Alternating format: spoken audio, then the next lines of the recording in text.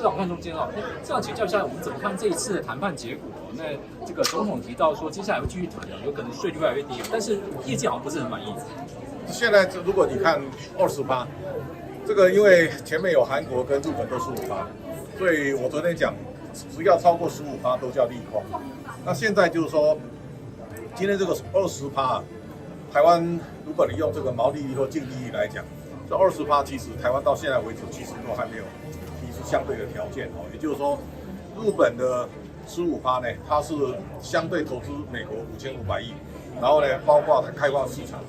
韩国是从3500亿起跳，这个3500亿是川普指定的项目，就加起来也是4500亿。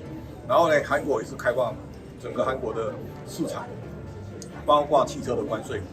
台湾这个20%呢，现在还没有任何的让步，所以还会再谈哦。所以第一个，台湾还没有正式确定。那没有正式确定呢，我们大概最近也可以看到，现在有几个迹象。关税是动态调整的过程。第一个呢，今天美国宣布巴西税率是10%。好，那原来你知道上一次鲁拉骂这个川普的时候呢，川普就把巴西的关税调到50%。现在呢，他自己自动自发的降回10%。那第二个要非常注意的，现在他对墨西哥的关税，墨西哥现在30%，他再延后90天哦，所以。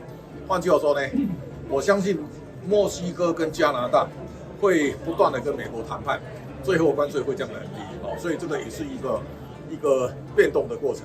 那台湾现在其实20%暂定之后呢，下一个比较关键是232，那232呢，现在到底底牌会什么，我们现在不清楚，所以我想台湾现在如果以今天的20来讲，20现在如果台湾没有付出任何代价。20可以接受啊，但是后面就是大家一定要了解，川普是叫你拿什么来谈哦。川普关税的最重要的核心叫 deal 啊 ，DEAL 哦，所以台湾到底要让什么？如果台湾要从20再往下降，台湾相对要拿东西来跟川普交易，所以这个就是我们未来从20能够谈到往下，我们能够谈多少？这个就是我们现在到底会让步多少？这个是现在关税谈判里面的重点，所以。20%，它不是最后的定案，那不是定锚，我相信还有调整的空间。社长，我们可以说20%就是天花板。还很难讲啊，就是说，如果川普认为你谈判过程居要不幸哦，你看瑞士今天降到39%哦，所以就是说你可能会变低，会变高，也有可能会变低。那最重要的精神就是说，你在谈判的过程里面，现在美国要你一定要拿东西出来换。所以台湾愿意拿什么去换，这才是关键的重点哦。所以我想，现在高或低啊，还会有变化。那您怎么看半导体关税这部分？有可能超过20%，或是差不多15%到20%左右？关税这样的记录，你看巴西就知道，为什么巴西50%会变10%？就美国还有很多要依赖巴西嘛，所以关税弄太高，对美国是不利的。台湾在半导体的关税，如果它对台湾课税，台湾像台积电，它可以100%转嫁到美国那些公司，这对美国带来的影响会更不利。